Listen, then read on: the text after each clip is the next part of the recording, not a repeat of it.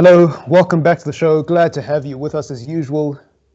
We're glad that you can lend us your ears for the next course or portion of this video. I want to say thank you to everyone who clicks on our videos. I really appreciate it. We all appreciate it. Joined by Shoni and Reta as usual. We appreciate it a lot, guys. We need to grow this community, and it's something that's very important to us.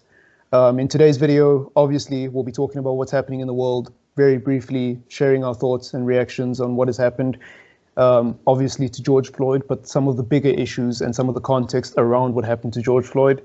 And then we'll be talking a bit about the usual things we cover on the show, some transfer rumors of Werner potentially signing a deal with Chelsea, Haverts potentially being linked with Manchester United, and a few other players. Of course, this is a football show, but you know, some things are just more important than football. And whilst I personally don't believe this is a political matter, to me, this is a pandemic that has been going on in America for 400 years, in other places of the world for centuries as well. And I'm not talking about COVID-19, I'm talking about racism. So yeah, gentlemen, I hope you're doing well.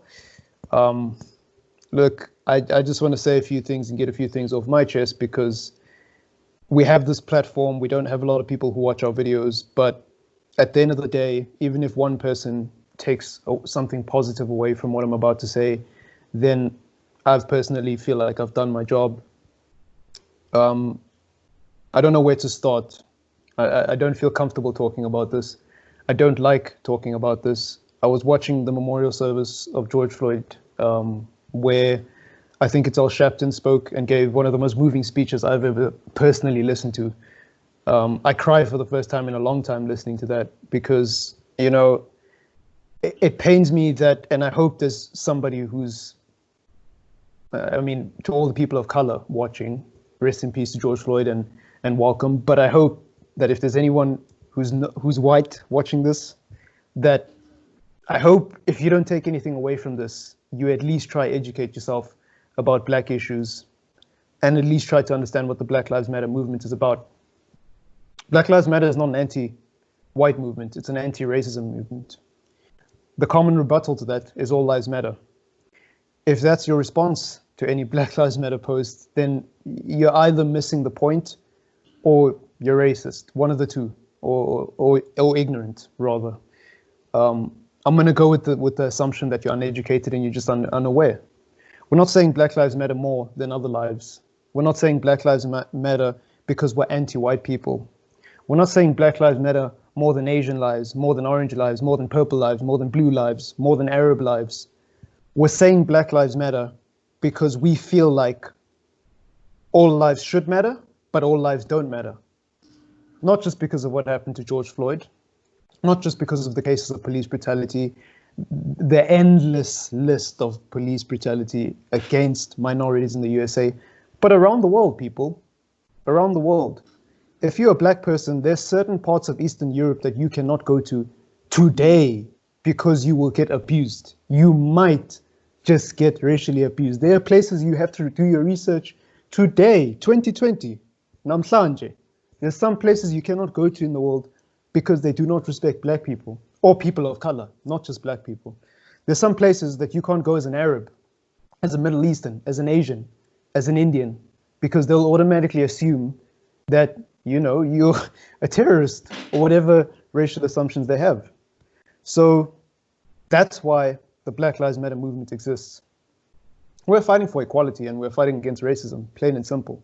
What happened to George Floyd did not happen because he was resisting. It did not happen because he was acting unruly. It did not happen because he committed some heinous crime. What happened to George Floyd happened because of the color of his skin. And if you don't believe that, then I don't know what to tell you. Again, you're either ignoring a problem and a pandemic that has existed in our society for centuries, in which case, please click off this video because I do not care for your view. Or you're unaware and you're uneducated, and for that, I forgive you. If you want more examples, since this is a football channel, Fred against Man City. One's trying to do his job, he's getting heckled. Radiga against Tottenham. Got heckled, got racial abuse. If you want to take it back, Evra against Liverpool. Suarez in the racial incident. Suarez may not have been a racist man, but what he did was racist to Evra. And I'm not going to say if it happened, because I believe it did happen. but a viral video wasn't captured and it wasn't sent around social media. So most people are not going to believe it. Umtiti and many other black players, not just at Sterling Barcelona. also. Sterling is probably one of the biggest victims. Yeah, Sterling. Yeah.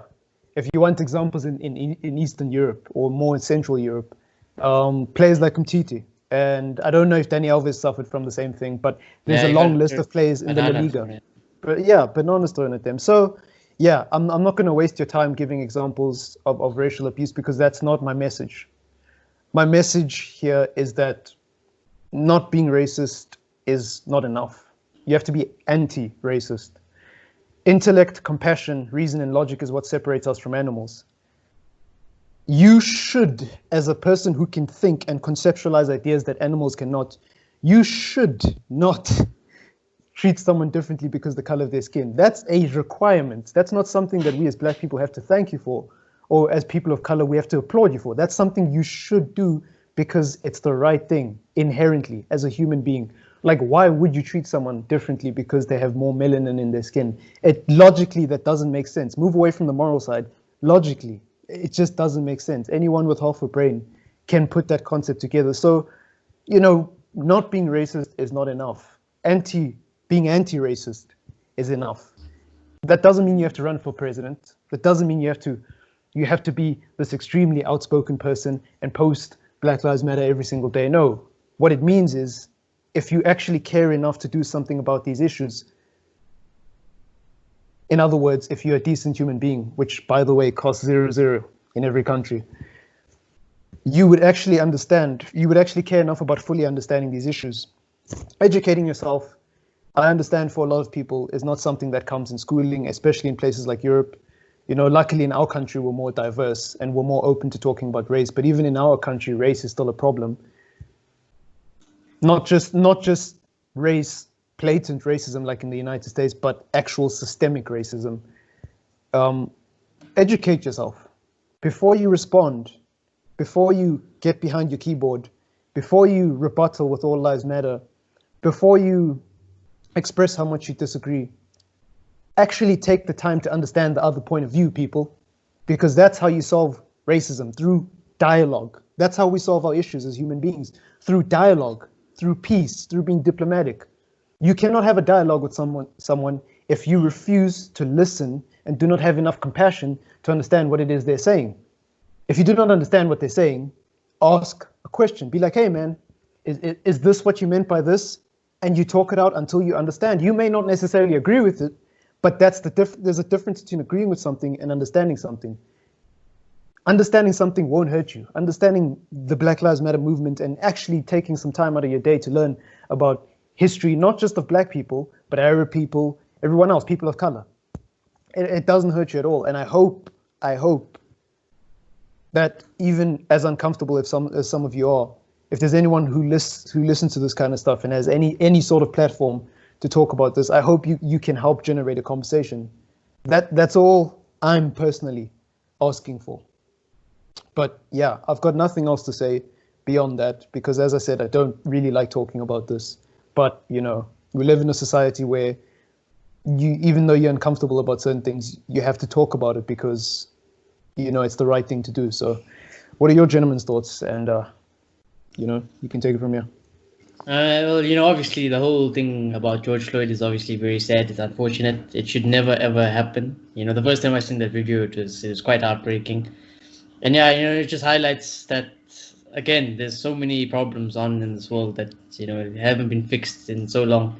And the whole Black Lives Matter thing, I think it's very important to educate yourself, like you said, because you do have to have the right empathy towards people. Because a person that is not black, like I myself, I'm not black. I'm an Indian guy, but like I always think that you're a person of color. no one, yeah, I'm a person of color, but I never ever think that I truly would feel the same as a black person feel. Like I don't know what it's like to, like, for an example, walk down the road and then let's just say another person like puts their hands in their pocket because they just have that stereotypical thinking of a black person. And it's just very heartbreaking thing. Like I'll never know, we're just walking in the street and then someone closes their window because you're a black person just walking around with a hoodie or something. Just stereotypical things like that. And it's just very heartbreaking. And all we can do is educate ourselves and then help with the movements, share your thoughts, try understand the problem, try understand where everyone's coming from. And Yeah, the just talk. all lives matter thing, like, the whole Black Lives Matter thing is not saying that only Black Lives Matter and things like that.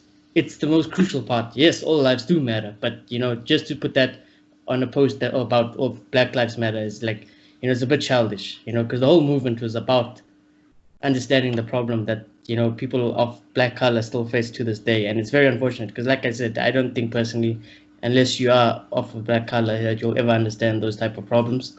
You can emphasize and you can educate yourself on these problems, and I hope people do, and I hope people listen to this podcast also do, because we've Yeah, seen it.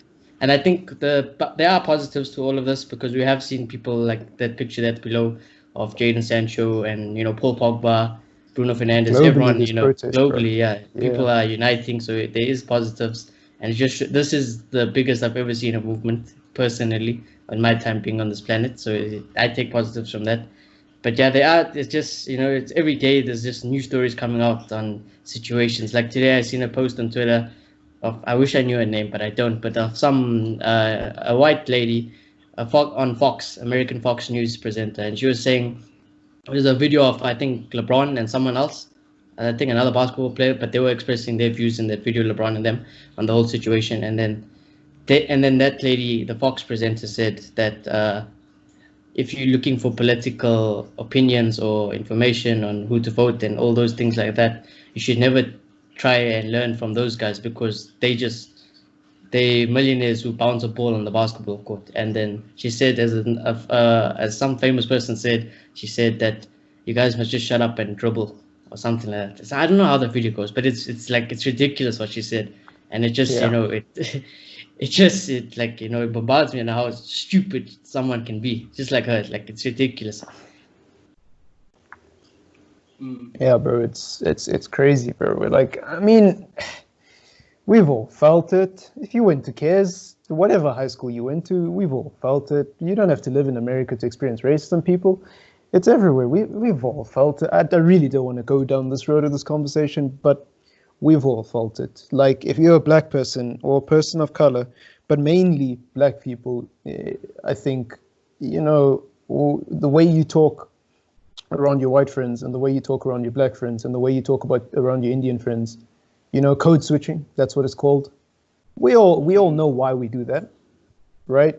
You don't do it because you hate black people. You don't do it because, you consciously feel the need. You do it because you want to fit in. And it's sad that we have to do these little things, these little nuanced things that go unnoticed, whether it's your body language, whether it's your posture, whether it's your accent, whether it's the way you pronounce words, or whether it's the way you do your hair, the way you dress around certain people. It's sad that we live in a world where not just black people, by the way, but people of color in general have to adjust and acclimatize themselves constantly towards white people. And that is not to say that that is inherently, we should just blame. The point of this is not to point fingers, but it's a struggle that we go through nevertheless, that goes unnoticed and unspoken about for the most part, and it's just, that's what George Floyd has done. George Floyd has opened a whole can of worms.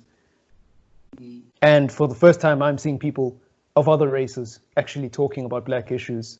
And that's a really positive thing, at least. There's a lot of white people who I commend, who are using their platforms to talk about, the fact that white privilege actually does exist. Logan Paul was one. I personally don't watch Logan Paul. I don't know much about Logan Paul. But the first Logan Paul video I ever saw was a short clip of him talking, I think it was on a podcast, saying white privilege does exist. And if you don't think it does, open your eyes. That for me is very moving, because here's a person who's able to put his differences aside, educate himself, and actually say, oh, hang on, guys, there's something wrong here and we need to do something about it. And yes, he's just talking about it, but he has a huge platform and he's sparking a conversation. And conversation is where it starts, because I don't advocate looting and burning buildings, but if you can talk about it rationally as human beings, then you don't need to burn a building. I didn't need to throw a brick at Logan Paul for him to recognize his white privilege. No, he did that by himself, by educating himself, or however he did it. And that's the power of conversation. So, that's good to see, the crazy thing is the other side of the thing is like, Logan Paul's brother Jake Paul obviously he's been criminally charged for looting and all of that stuff, but I don't want to get too much into it. I'm not a huge big fan of Logan Paul. I think generally the Pauls are a bit whack, to say the least. I'm not a big fan of them. I completely despise them. Lamar. But yeah, but Logan Paul said, he was got right. a KSI fan over here. I do commend him for saying that. Jake, however, he's still a clown. Rita, you got anything to say, brother? Yeah, and I do. Like, I feel like it's just brought in a lot of mixed emotions, sadness, anger, but like mostly it's awareness, and I feel like a lot of people are feeling like that because as much as I've known there's racism, and like you've heard the stories of people being shot because they pull out their wallet, people of color, black people specifically, people being strangled to death by a number of policemen. You've heard all these stories, but just to see it like that, it was a huge eye opener for me specifically because as Marcus said, we do have racism here in South Africa, but because of our history and because of people of color are mainly dominant here instead of population, it gets dealt with. And there's a sense of consequences. Like we live in a world where we've seen a racist person get arrested here. And I feel like specifically in the USA, there isn't that. There isn't a sense of consequences. The police feel like they can do this because they feel like they can get away with it. They will get away with it. And I feel like it needs to be a collective effort. As you said, indifference is not as bad as racism, but it enables racism. And it's about talking about it. White people must educate themselves about it. It mustn't just be black people saying Black Lives Matter. It must be all of us saying Black Lives Matter. And that is the first step. Educating ourselves, yeah. All of us need to educate ourselves. Yeah. Yeah, no. Like I was telling Marcus before we started the show that before I came on, I seen a new Twitter clip because the amount of Twitter videos that are going around now is ridiculous. But this video clip was basically of this old white man in America. Like he was very old. He looked like he basically looks like a grandpa. But he was holding up a Black Lives Matter sign, and he was just walking through like the police force, like this whole riot squad and the military, a guy with a grenade launcher right at the back. And all he wanted to do, I don't know what he was doing, but he was just holding up the sign, and then he was walking through like the police force, and they just like pushed him and knocked him out, and then he started bleeding from his ear. And then another fellow white man came to try to help him, and the police force just didn't allow him to help him. They just straight handcuffed him, and then again in the part of the video, the guy who was recording it, another police lady came towards him, started giving him some shit, telling him to get off the road and all of that stuff. And it's just ridiculous. It's absolutely ridiculous. And the caption was like, if they can do that to an old white guy, imagine what else they can do. Bro, you've seen pictures of the police force holding guns to a guy who has his child on his head while in the protests. I mean, it's just ridiculous. Racism, what people don't understand, like what young people specifically, because I feel like old people are a little bit better and a little bit more wise. They're not perfect, but they're a little bit more wise. Young people, not just white people, but young people of color as well, black young people as well. We need to educate ourselves because racism is it's not a black and white thing, excuse the pun. There's gray areas. It's nuanced. It's such a, like there's a scale of racist activity. What happened to George Floyd is probably on the end of the worst side of that scale, because a man has lost his life, obviously. But there's a lot of that scale that doesn't get talked about. It's walking. Here's a stupid example. A stupid example and a light-hearted example. It's going to a school, whether it's a modern C school or private school, and being the only black player on a cricket team, and being a person who's very articulate, and a person who's very intellectual, and a person who's very grounded, and a person who genuinely loves cricket or golf or all the sports where you don't typically see a lot of diversity, right? And then the first thing people notice about you is not the fact that you're a good cricketer, or you're a good athlete, or hey, you speak really good English. No, it's you speak really good English for a black person. And whilst the person who may be saying that or thinking that may not inherently be racist themselves, you as a black person or as a person of color have to go home that day and wrestle with this issue, because in your mind, you just fucking love cricket. You just want to be known as a good cricket player, but now you're the first black cricket player, or you the black guy in the squad, and people don't realize the amount of mental health issues, or just how draining it is mentally to grapple with the identity on the one hand of being a person who's passionate about things that's not typically associated with your culture, versus being accepted by your white friends in those teams. And that is obviously nowhere near as bad as what George Floyd went through, but it's still an issue that goes on. And I think for a white person, I'm not saying white people don't go through this, because there obviously are anomalies. There are white people who grew up in predominantly black areas, go to predominantly black schools, and they have to do the reverse, okay? So I'm not doing this to point fingers. I'm just doing this to expose how nuanced racism can be. There's a scale to it, and that's what people don't get. They see the George Floyd video, and they're like, okay, cool. In America, it's messed up. But as soon as something on a smaller scale happens, it goes unnoticed, because people just go, oh, you're just playing the race card again. And it's like, no, bro, I'm not, because I've been dealing with this shit my whole life. Yes, I might not get shot. I might live in a country where our biggest problem is corruption and not necessarily police brutality. But it doesn't mean there's no systemic racism, It doesn't mean the system that is in place was made by people who did not, who weren't indigenous, who weren't from this land. It doesn't mean that 80% of our economy is controlled by the minority, whilst the majority suffer, which makes no sense. It doesn't mean in Europe there isn't issues. It doesn't mean in Africa there isn't issues. Racism is such a big thing, and I think before George Floyd, not as many people cared about it. Now that the clip is there, the evidence is there, you can't deny it. You can't make excuses. There's CCTV footage when he got apprehended. There's footage of him getting killed. Then there's footage of what happened after he got killed. So there's no loopholes here. Everyone can see why George Floyd died. And I think it's opened a whole can of worms, which is a great thing. Now people are starting to educate themselves. People are starting to recognize the issue.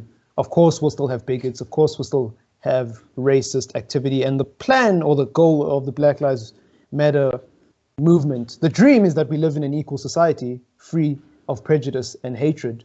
But realistically and logically, you can never fully eradicate racism, and that is not the immediate goal. The immediate goal is to make sure that when something racist does happen, we can hold something accountable, instead of being told that we're playing the race card all the time, and it just gets swept under the rug, especially when someone hasn't lost their lives, because then that's not even going to make the front page of CNN. They need to sell tabloids. So, it is what it is, dude. But unless you guys have anything more to say about that, I think nah, just educate. We can move on. That's all I can say. I just hope that this awareness doesn't last for now, because the buzz is here and it just disappears. Yeah, that's a big thing. It needs to last even after everything dies. Well, you need to care still after. Some people are not going to care after this. Some people are going to go back to doing what they were doing initially. Let's be honest. Some people only jumped on the Black Lives Matter train because they wanted their company to look good. For example, Riot Games came out, I think, with the Black Lives Matter or Blackout Tuesday tweet. But a few months ago, they were involved in a racial incident that up to this day still hasn't been solved. So all I can say to the people who've hopped onto this bandwagon is, first of all, I appreciate you, even if you made a little post about Black Lives Matter, because you're spreading awareness. However, I know that for some of you, this is just going to fall on deaf ears, and those are not the people I'm talking to. I'm talking to the people who genuinely care. And those are the people who genuinely care, not just people of color, but the white people as well. I hope they don't jump off the bandwagon. I hope they continue to voice their opinion about this and show that it's not right. I hope they, even if they don't necessarily have a platform to speak out about these things, those are the people I'm concerned about.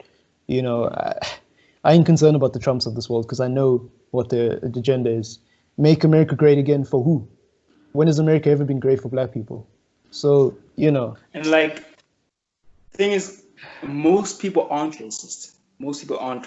And I feel like a lot of them, it can be the fact that they're scared maybe to step on people's toes. And maybe that's why just they don't educate themselves about the issue. And I feel like it shouldn't be like that. You shouldn't be scared to speak up, because if you don't, like, you're only enabling the problem more.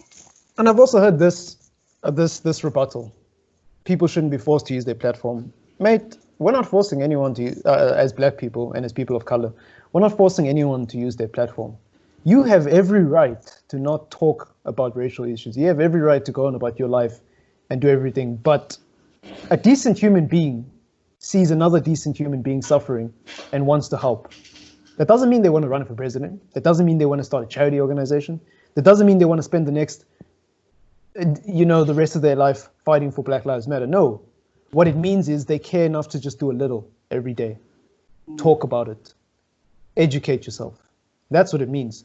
So, most people just don't know any better, and that's fine as long as you educate yourself. But I'm not gonna sit here and listen to excuses about it. I'm really not, because we as black people have been going through this since the beginning of time, bro. So for you to tell me that, oh no, I'm uncomfortable talking about it. Cool, you're uncomfortable. We're uncomfortable with dying, nigga. We're uncomfortable with dying. We're uncomfortable because you've had your knee on our neck for nearly 400 years. So cool, I appreciate that you're uncomfortable, but that doesn't help me, and that doesn't help us. And that might sound selfish to you, but if your father got shot by the police for a racially motivated incident, would you not feel the same way? So that's all I have to say in response to those people. So, I think everything we needed to say has been said. We shall move on to the football, because that is the purpose of this channel.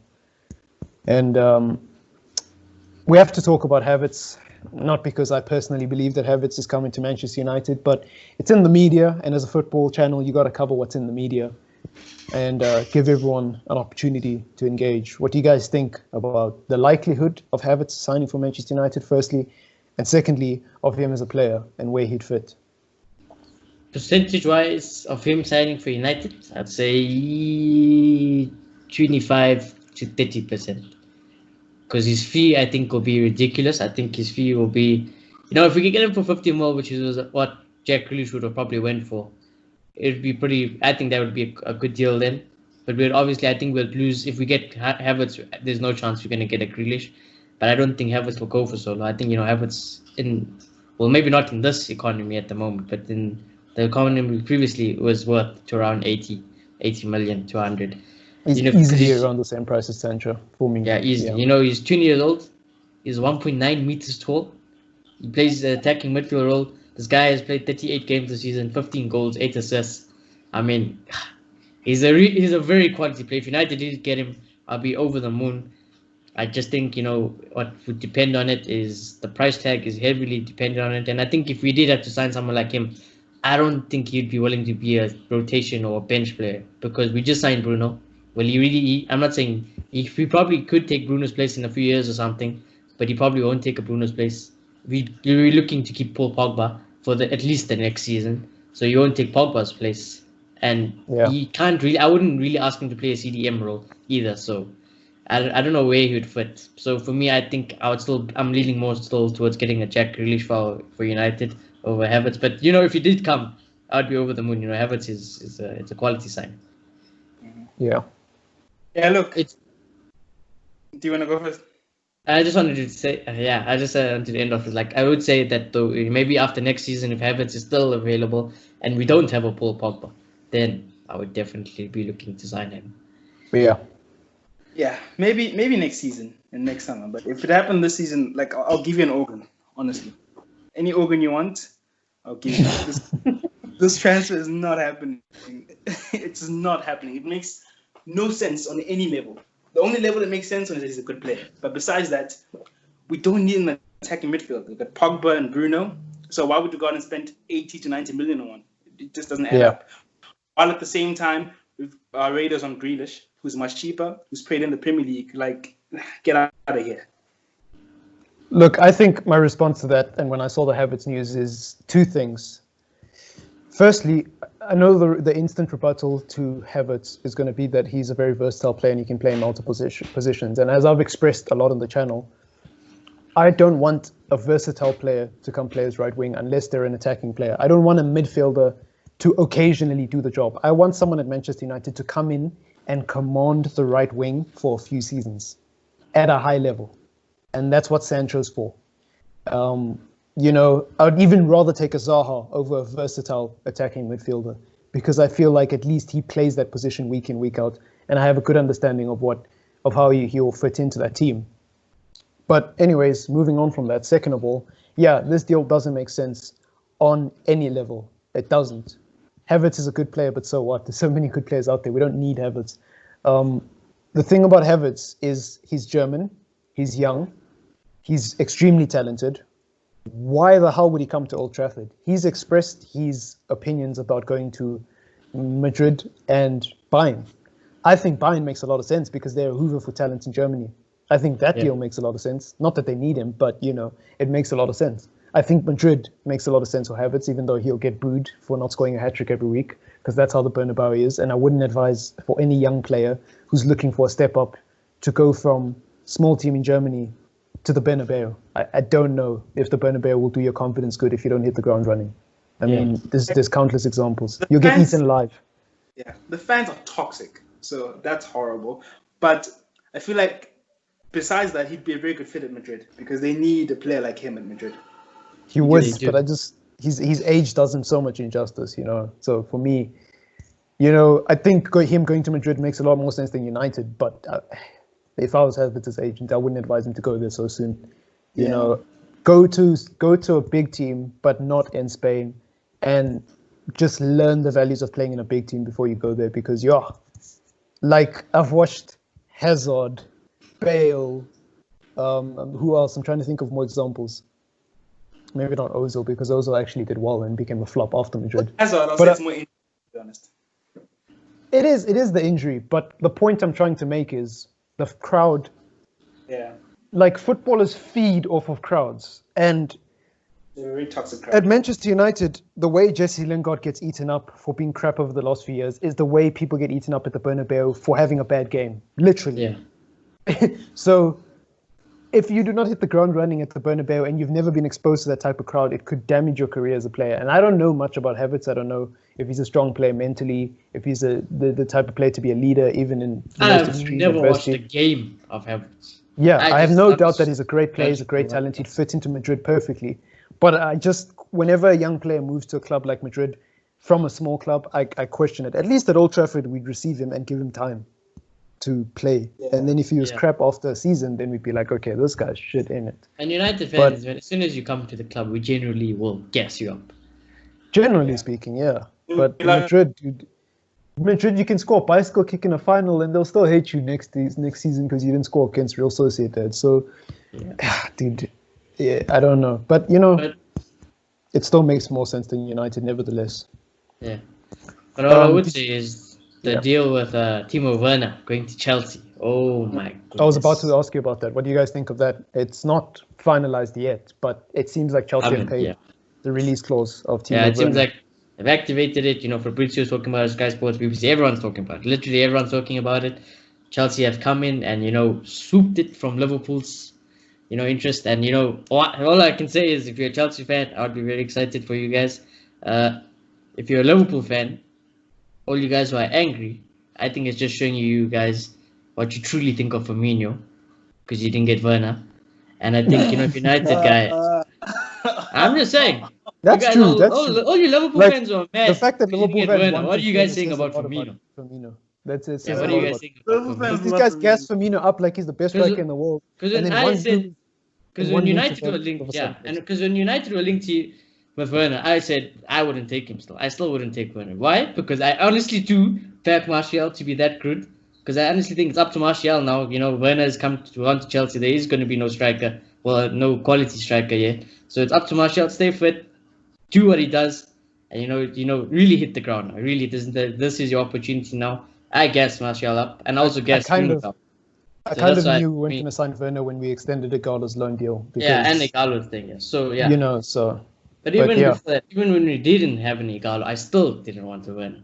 Because I really do gas up my strikers at United that much. You know, it might be wrong, it might be, some of you guys might think it's right, but yeah, that's the way I feel. You know, if you're a Liverpool fan, it is what it is. I think this just shows how ruthless Chelsea is, you know. It just shows how, again, how our owners are and how the guys who do our recruitment, transfers and all of that, how slacking they are. And, you know, Ollie came out saying how you must take advantage of the market.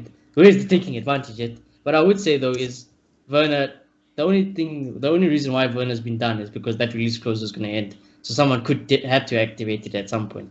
And, you know, fair play to Chelsea. This is what Chelsea are known for. And it's an amazing signing.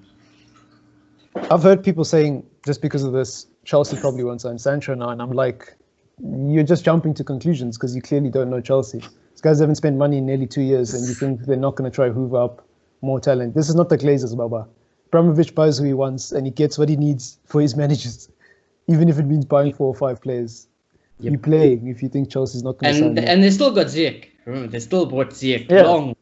People think because they bought Ziyech and Werner, they're down. But, you know, I would say you're grossly underestimating Chelsea's ability to buy players. If you think Ziyech and Werner are the reason they're not going to get Sancho, you're gross. United really have to get Sancho. They really have to get Sancho and another player. They really have to. But yeah, Rita, what are your thoughts on Chelsea potentially bagging Werner? What do you think are the... Firstly, actually, this is a more interesting question. Besides the fact that whether or not you're disappointed by it, what do you think are the implications of him going to Chelsea? Because Chelsea are the team that's directly above us.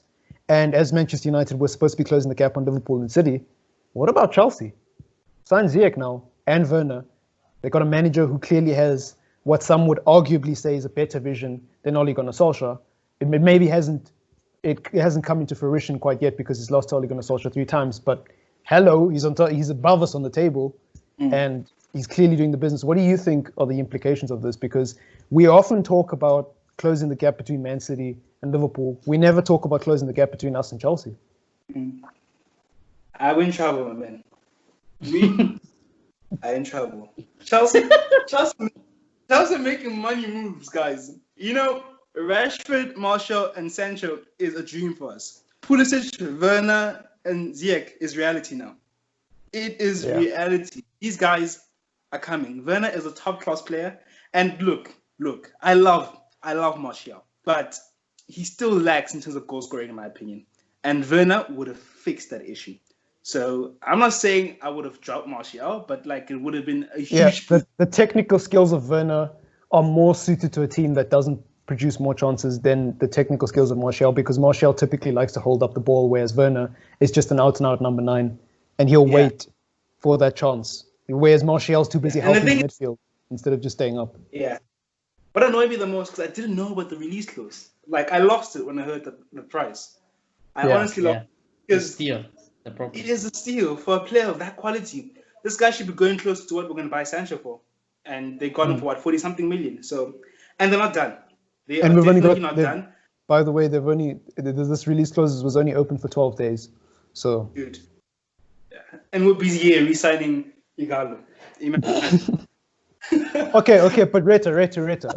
Okay. Fair play. So are you saying then that Chelsea beat us or beat Ole Gunnar Solskjaer more times than not with Werner in that team? The thing is, we're not done with our business, so we'll see. But all I'm saying is that it's going to make them much, much stronger. And I think definitely. They will be a big strong. I'm still in the opinion of Martial will outscore Werner. Watch. If he can stay fit and he plays, he'll outscore Werner. I will see, but that sort of debate doesn't mean anything to me, because ultimately Martial and Werner are not the same type of players, right? Yeah. Like I understand the debate, and I respect you for liking Martial and putting Martial on the pedestal. And I'm not saying Werner's better than Martial, even though I personally do think he is. That's not the point of what I'm saying. I think Werner would have given us something completely different to what Martial gives us at the moment. Werner wouldn't have just been the number 9 who was going to bench Martial. Werner would have been a perfect replacement if Martial, Rashford, or James got injured, because he's versatile and he can play in all 3 positions. That's why I'm worried about Werner, because a lot of the things that Martial lacks, Werner has, or a lot of the things that Martial's good at, but not quite there yet at, Werner has, bro. And although Martial is good at what he does, I think Werner's a loss, bro. I think Werner's an L. I don't care how much you put Martial on a pedestal. I think Werner is a massive L. But with that said, though, I don't think the gap between us and Chelsea grows by Massively.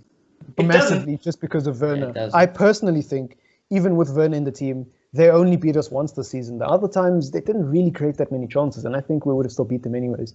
But they're on top of the table, so I can't really argue. But they're above us on the table, I mean. Strikers are very important. Strikers change games, and they don't really have one. Abraham is going to be a talent in the future, but he's not there. But Chouai is dead, really. And these guys aren't done. I think we should watch out with Grealish as well. We should really watch out there, because if we're busy dilly-dallying around, they're going to take... Yeah, I'm telling you, if United don't really get their deals done, we are in trouble. I don't know. All I will say with regard to that is everyone is getting their willies out their pants and panicking about Werner, but Werner's release clause is only open for 12 days and was set for this time of year. So there was no other opportunity to sign Werner for 49 million, sorry. So all I would say is just because the Werner deal is done, it doesn't mean anything for the rest of the world. I think Manchester United is still in a good position in the transfer market. I think other teams are still struggling financially. And I think the unclear or uncertain future of the transfer window still gives us, it actually suits us, since we like closing out deals like, we need like 6 years to do every deal. I think that everyone is just panicking about this Werner deal. And it's like, Chelsea didn't do this Werner deal because Chelsea's quicker at negotiating than the Glazers are, and they're taking advantage of the market. They're doing this because this thing was only open for 12 days. There was no opportunity after this. And so all I would say is, look, I don't see anyone, like, we can't take too much time, but I don't see teams all of a sudden now trying to go for the Grealish and the Madisons and the Haverts of this world just because of what Chelsea did. Like, I think we're still fine.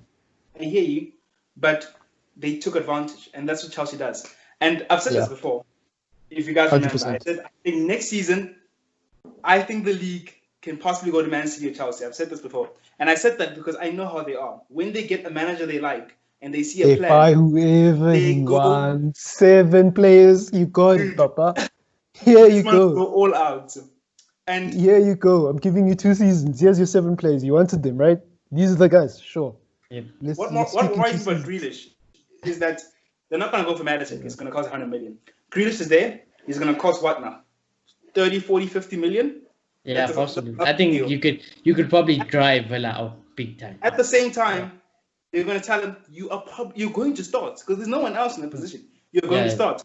At the same time, United is still dilly-dallying. They're taking too long to contact you. It seems like a no-brainer from my point of view. And you might have to tell Grealish, like, listen, you're going to come to Old Trafford, but you might not start because we have Pogba and Bruno. At the same time, they've got Batshuayi, Abraham on the bench. They've got Willian. They've got Pedro. These guys are going to be a threat next season. Yeah. Well, another interesting talking point, Saul Niguez.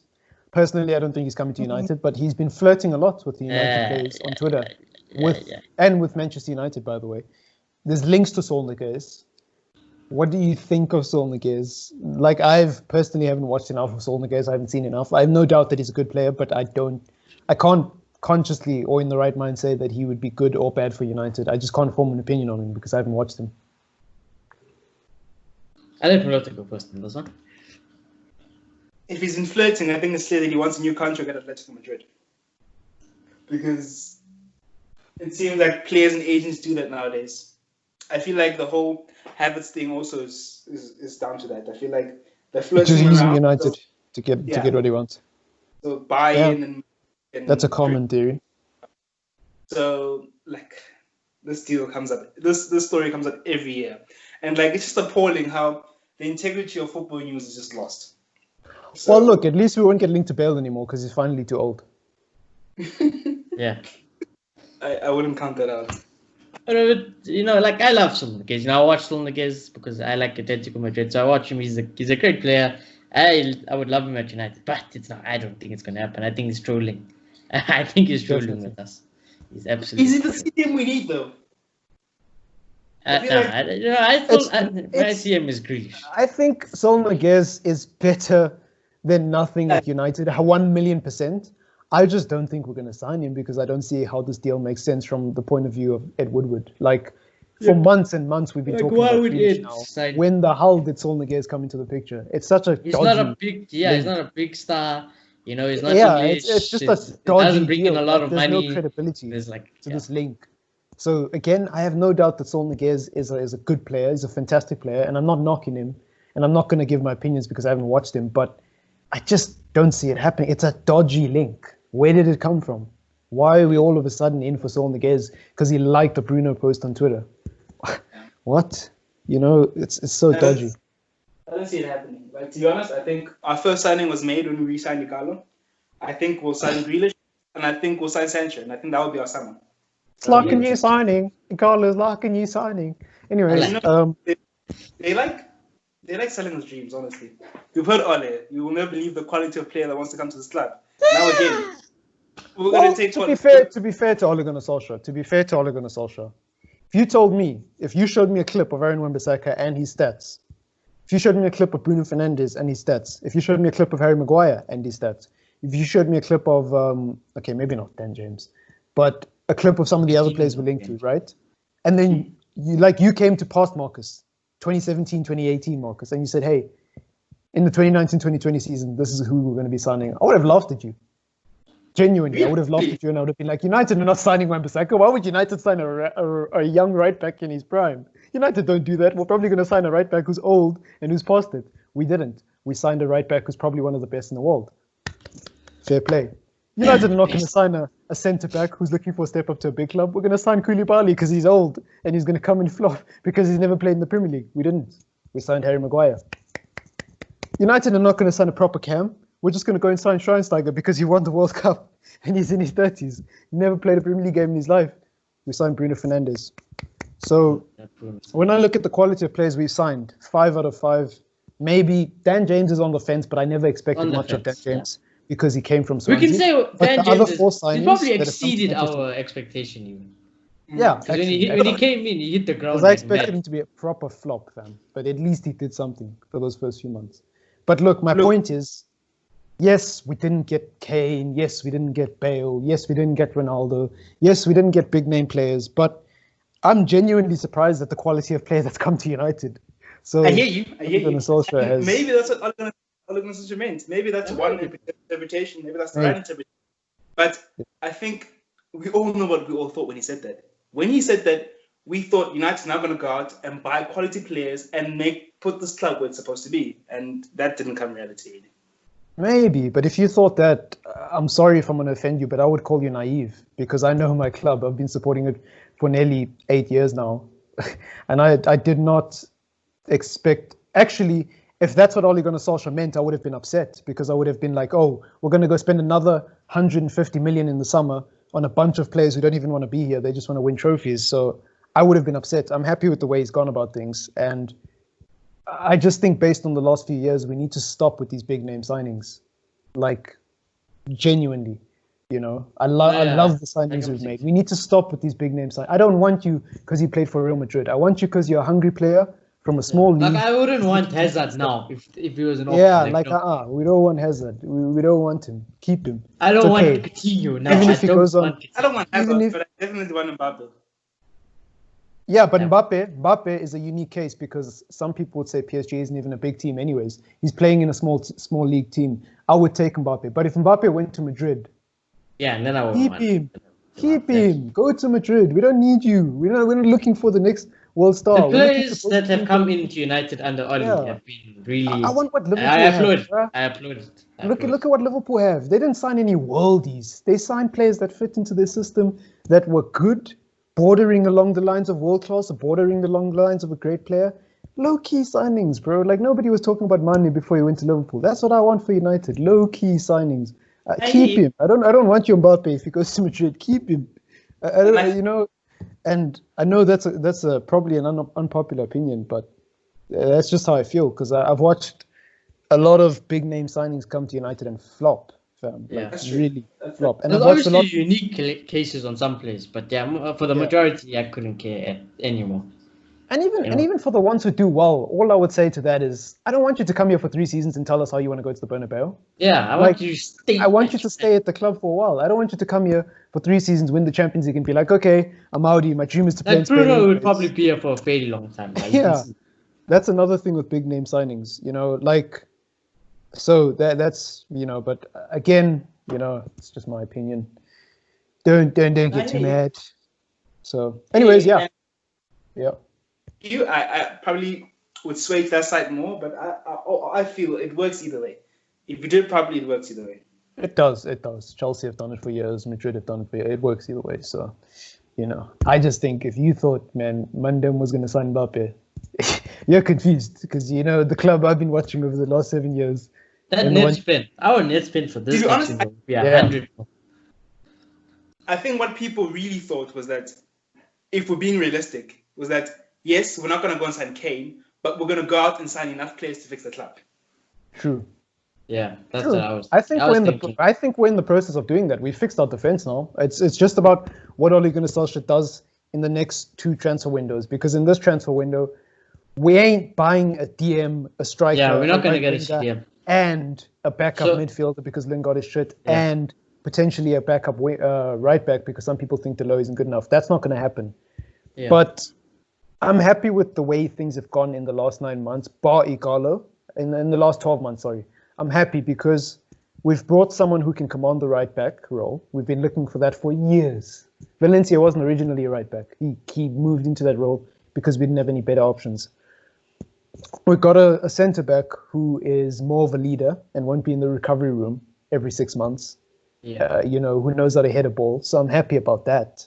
Luke Shaw is finally starting to play well and he's not in the recovery room half the time. And even if he does go in the recovery room, it's okay because we've got Williams, Who else am I missing? Oh, yeah, Bruno. He's the little puzzle piece that we've been missing for a very long time. So I'm happy about him. And if you count Bruno, McTominay, by the way, considers himself to be a box-to-box midfielder. He did a live interview. I'm just throwing that in there so that, we have to think more about a CDM now because he personally doesn't want to play as a CDM. He's expressed he's likened himself to someone like Paul Pogba and he wants to play the box-to-box role. So if you think about it that way, I think Malot's just disconnected or muted himself, whatever. If you think about it that way, we've got 4 midfielders plus Matic.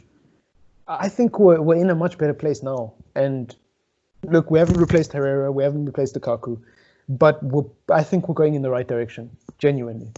I also think I think our business this summer needs to be right wing, Grealish, and one out to make the net spin because that's how we usually work. And I think then the following needs to be a CDM and maybe, for me, I would have a left back. Yeah. And I agree. And I mean, look, this is not ideal for Manchester United, but just look at where we've been in the last 7 years, mate. It's this window's so much better than going out and getting Schweinsteiger and Di Maria and Zlatan and Bailey and come on now, Yeah. I guess. Yeah, the only pet peeve I have is Igalo because I feel like that was a sentimental signing, and I know a lot of people say, well, Igalo might be good enough. Yeah, he might be good enough, but again, it goes back to the Mbappe thing. Of course I would take Mbappe at Old Trafford, bro. Like, are you crazy to not take Mbappe at Old Trafford? But that's not what I want. I don't need Mbappe every week. I want a team that has a solid base and a solid foundation that will be here for the next 5 to 6 seasons. And then the players around that can move on and go to other clubs, because that's inevitably going to happen. That's what I want. And I haven't seen that at Old Trafford for a very long time, right? And with Igalo, I just think even if he does commit his future to United, he has no future. He's 30. So, that's why I personally have a pet peeve with the Igalo signing. But, I guess not every signing can be long-term. Some of them have to be short-term, so there you go. One last thing to talk about before the show ends. The signing that personally frustrates me a lot, that we get linked to, that I hate talking about a lot, Koulibaly. Napoli have finally come out and said we're not going to sell Koulibaly on the cheap. Probably around 80 to 90 mil is what they want. So at least we have clarity on what Koulibaly is worth now. And if you ask me, based on his age, based on where he plays, based on the fact that he's not English, I don't think United are going to sign Koulibaly. Like I think we can bury the Koulibaly rumors now. Yeah. Not for 90 million quid. Yeah, there's no risk. 90 million. I don't think Before so. maybe before we signed Maguire, yeah, but now we also got Maguire, so I think it's a rip for Koulibaly. No, yeah, not with Sancho and Grealish, and then no. And then a CDM must be added. So yeah, no. It's as simple as we don't really need one right now. It's very low on our priority list. Very, very low. True. I just hope in the next few seasons Bailey can stay out of the recovery room, because I would rather spend 90 million on Koulibaly than have him be injured. And people tell me, oh, on his day, he's so good. Yeah, on his day. When is his day? He never has a day. You know why? Because he's in the recovery room. I'm so sick of saying I feel like we need to invest more games into what's his name again? Fasu. Tanzania. The right back. Why do Tanzania? Yeah, Tanzania. We need to invest more games into him, I think, because I just don't trust Bailey to be fit for a whole season. I honestly don't. Tanzania was knocking on the door for one of those centre back roles at the start of the season. And I think him and Maguire match are really well. What's Mensah-ish? Right, Mensah is a right back, and Wan-Bissaka and Talo it's probably a child. Yeah, for me the jury's out on Mensah. I'm not gonna lie. Maybe I'm being unfair. You tell me in the comments. Maybe I'm being unfair, but for me the jury's out. I don't think that's what United needs right now. Yes, we're building for the future, but building for the future comes with a combination of experience and youth, not just youth. And I really can't deal with watching another centre-back and hearing he's young, he's going to be inconsistent. Because from what I've seen from Mensah, he hasn't shown that he deserves to play at Old Trafford. From what I've seen. Again, maybe I'm being unfair because I don't watch him enough. So that's just my opinion. To be honest, I completely disagree. I think the games where he's played, he's shown a lot of maturity in his play. And I think, which games? I can't remember off the top of my head, but I've seen him play a couple of times in the centre-back role, and he's played pretty well, in my opinion. And I think, I'm not saying let's start him, definitely not. All I'm saying is that we need to play more often and groom him for that position, because I just don't trust Bailey. Yeah. You're probably right. And I'm not saying that Mensah is not a good player. I just, no. It's a no for me. A couple of games is not enough. Even if I'd watched those games and he genuinely did play well, a couple of games is not enough. I don't think I can trust Mensah for the next 3 to 4 seasons based off a couple of games. And where did he go out on loan? To Crystal Palace, right? I think so, yeah. Flop. So, but again, if I'm being unfair, you tell me. Hopefully we can generate some engagement on these videos with a few hate comments. I'll be the fall guy for the channel. But hey, if you enjoyed that, please do consider liking the video and subscribing if you are new, sticking around. We do make these kinds of videos every single week, and when the Premier League returns, we'll be doing a lot more content, such as match reactions, match reviews. It's coming! Check out our videos on Sundays as well. We'll be talking about some other leagues, hosted by yours truly, Rita. And if that's all, I don't think there's anything else to talk about. I think we've covered all the main talking points. Stay safe, be humble, and white people, please stop saying all lives matter, because it's like going to a cancer charity organization and telling them that all disease matter. No shit, Sherlock, all disease do matter, but this charity is dealing with cancer. Goodbye. Thank you.